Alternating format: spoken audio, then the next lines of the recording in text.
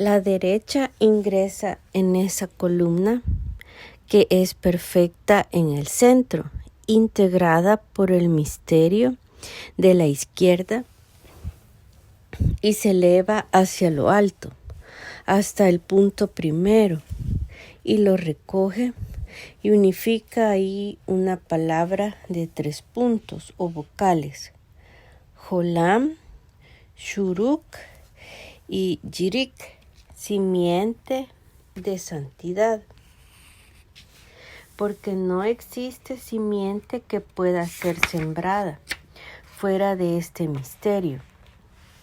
Y entonces todo se une en la columna central y hace surgir el fundamento del punto, debido a lo cual el Yesod es llamado todo, Kol, porque unifica a todos con la luz del deseo. La izquierda se inflama poderosamente y exhala. En todos los niveles exhala olor, y de esta inflamación del fuego ella hace surgir a esa feminidad, la luna. Pero esta inflamación es oscura porque proviene de la oscuridad. Estos dos lados, la izquierda y la derecha, hacen surgir estos dos niveles. Uno es el masculino y uno el femenino. El fundamento se une a la columna central del agregado de luz que contenía, porque cuando la columna central se completa y se torna íntegra hacia todos sus lados, entonces se le agregan iluminaciones desde arriba y desde todos los lados, jubilosa porque todo se encuentra en ella. Y de este agregado de júbilo surge el fundamento de los mundos, que se denomina Musaf, agregado. De aquí, del Yesod, salen todos los ángeles hacia lo bajo y los espíritus y las almas santas, según el misterio aludido en el versículo: el eterno Sebaot. Números 16:22. El Dios de los espíritus, es decir, el Netzach y el Jod, preparan la simiente y la entregan al Yesod, el cual la traspasa al Mahut, y de ella salen y descienden las almas al mundo para revestirse en sus respectivos cuerpos. Ahora bien, la noche soberana de toda la tierra proviene del lado izquierdo, de esa oscuridad, y siendo que dicha oscuridad desea integrarse a la derecha para ser dulcificada, y su poder se debilita, se expande de ella esa noche hasta que no termina su rectificación. Esa oscuridad entra y se integra a la derecha, y la derecha la unifica, y la noche permanece en carencia. De la misma manera que el deseo de la oscuridad es integrarse a la luz, así el deseo de la noche es integrarse al día, debido a que la oscuridad mengua su luz y por lo tanto ella hace surgir un nivel en su vacuidad y sin luz propia. Tal como la oscuridad no ilumina hasta ser integrada en la luz, la noche que surgirá en consecuencia no iluminará hasta que se integre al día.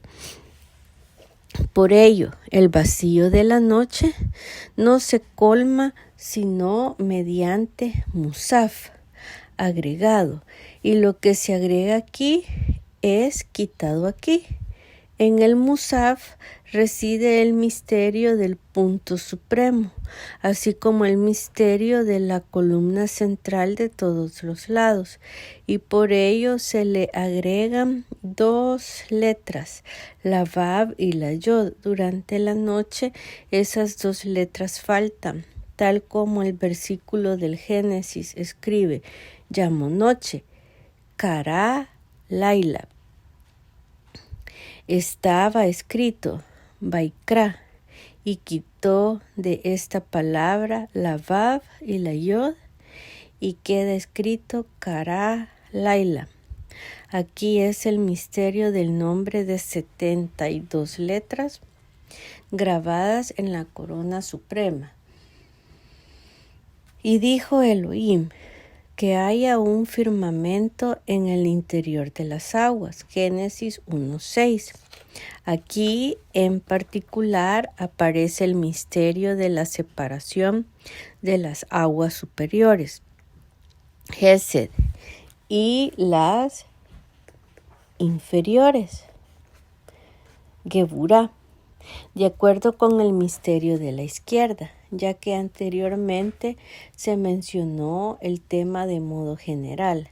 Aquí, en este segundo día de la creación, surge la disputa según el misterio de la izquierda, ya que estas dos Sefirot, Gesed y Geburá, son dos fuerzas opuestas, porque hasta aquí, durante el primer día de la creación, es el misterio de la derecha y aquí es el misterio de la izquierda. Y por lo tanto, aumenta la disputa entre esta y la derecha. Además, la derecha es la que completa a todo. Y por eso en la derecha está escrito todo, ya que toda la perfección del resto de la Sefirot depende de ella, de la derecha. Cuando el segundo día de la creación se despertó la izquierda, se despertó la disputa entre ella, la Geburá y el Gesed, y en esta disputa el fuego de la cólera se hizo tan poderoso que de esta disputa surgió el infierno, Geinón. El Geinón se despertó entonces a modo de cáscara o clipá en la izquierda y se apegó a ella. Moisés, con su sabiduría, al escuchar la disputa que creía entre su hermano mayor Aarón y Coraj, fue esto lo que observó, es decir, cómo de la disputa surge el infierno, y en la obra del primogénito y en la obra del principio dirigió su atención. En la obra del principio había disputa entre la izquierda y la derecha, y en esta disputa en la que se despierta la izquierda, surgió el Geinón y se apegó a ella. La columna central, el Tiferet, que es el día tercero, penetró entre ellos y apartó la disputa, conciliando ambos lados. Entonces, al lograrse la paz entre ambos lados, el Geinón descendió a lo bajo. La izquierda se integró a la derecha y la paz reinó en todo el ámbito de la Sefirot. De igual modo sucedió en la disputa entre Coraj y Aarón, izquierda y derecha, Geburá y Gesed. Observó Moisés la obra del principio y dijo: a mí, que estoy asociado con Tiferet, me corresponde apartar la disputa entre la derecha y la izquierda. Intentó llegar a un acuerdo entre ellos, pero la izquierda se negó a colocarse bajo el mando de Aarón, tal como está dicho. Entonces designé a los levitas para que sean entregados a Aarón. Números 8:19. Y se fortificó Coraj en su poder. Dijo Moisés: es cierto, el Geinón está en el poder de la disputa, y la izquierda se deberá apegar a ella. Pero él, Coraj, no quiso apegarse a lo alto e integrarse a la derecha, y ciertamente cayó en lo bajo a causa del poder de su cólera. Por lo tanto, Coraj no quiso que la disputa fuese resuelta por la mano de Moisés, porque no era una disputa que pudiese ser definida como en nombre de los cielos. Es decir, se trataba de una disputa motivada por intereses personales, sin tomar en cuenta la voluntad de Dios. Coraj no tuvo contemplación por la gloria de lo alto y negó la obra del principio. Al no actuar de acuerdo con el modelo establecido por Gesed y la Geburá cuando intervino el Tiferet para hacer la paz entre ellos. Cuando Moisés vio que Coraj negaba la obra del principio y era expelido hacia afuera y rechazado para que no interviniera, entonces Moisés se irritó en gran manera. Moisés se irritó, número 16:15, porque Coraj lo rechazó para que no pudiese apartar la disputa. El mismo versículo dice que Moisés se irritó en gran manera porque negó el modelo establecido entre la izquierda y la derecha durante la obra del principio. Lo negaba todo. Coraj en lo alto y en lo bajo, como está escrito, cuando se rebelaron contra el Eterno. Y vid 26:9. He aquí contra lo bajo y contra lo alto, y por lo tanto se apegó Coraj a lo que era adecuado para él, las cáscaras o clipot del infierno. Un ejemplo de la disputa que fue establecida según la determinación de lo alto, Mahloket Leshem Shamaim, que se eleva hasta el nivel de la santidad y no desciende al infierno y se mantiene en el camino recto, es la disputa entre el sabio Shammai, que representa la Geburá, lo femenino, la Torah oral y el nombre Adonai, y el sabio Hillel, que representa el Gesed, lo masculino, la Torah escrita y el nombre del tetagrama. Estos sabios quisieron unir a la Torah escrita con la Torah oral y unificar los dos nombres divinos para que no existiese disputa. El santo bendito sea, de acuerdo con el misterio del Tiferet, se interpuso entre ellos y los concilió, determinando que la ley se determinará en este mundo como Hillel, representante de Gesed, véase Talmud, Tratado de Erubín 13b, y en el mundo venidero como Shammai, representante de la Geburá. Y esta es una disputa en nombre de los cielos, ya que ninguno de los sabios buscaba un beneficio personal o defendía una teoría individual, y por ello los cielos se interpusieron en la disputa y por lo tanto existió y resultó como la obra del principio. Pero Coraj refutó por completo el modelo de conciliación y paz de la obra del principio, desafió a los cielos y quiso negar palabras de la Torá, en las que se aclara que Aarón, el hermano mayor de Moisés, debía ocupar el lugar del gran sacerdote. Y ciertamente fue por el apego que tenía al Gehenón, las cáscaras o clipot, que se apegaron a Coraj, y por eso se apegó a él. Y este misterio se encuentra en el libro del primer hombre.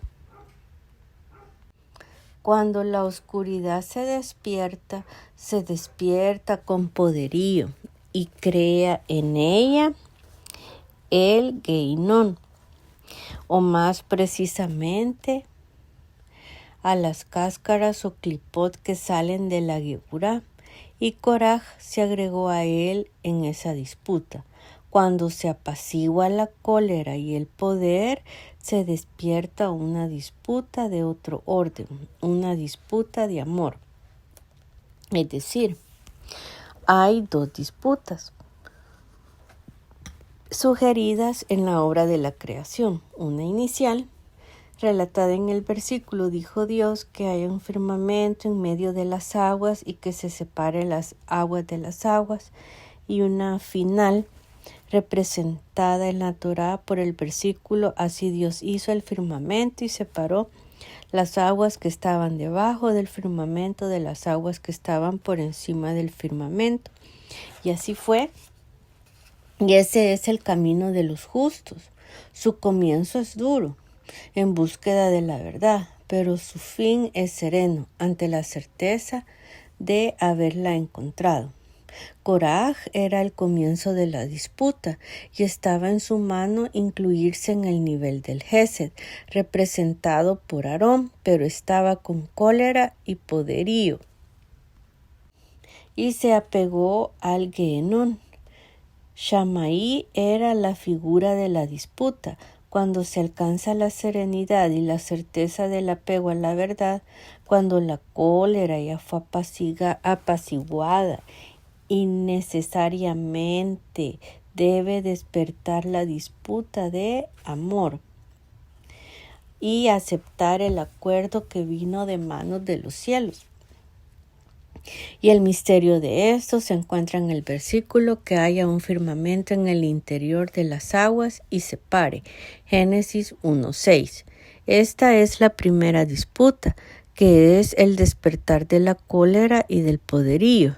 Cuando quiso separar entre ellos, se despertó el Gehinón, hasta que la cólera y la violencia se enfriaron.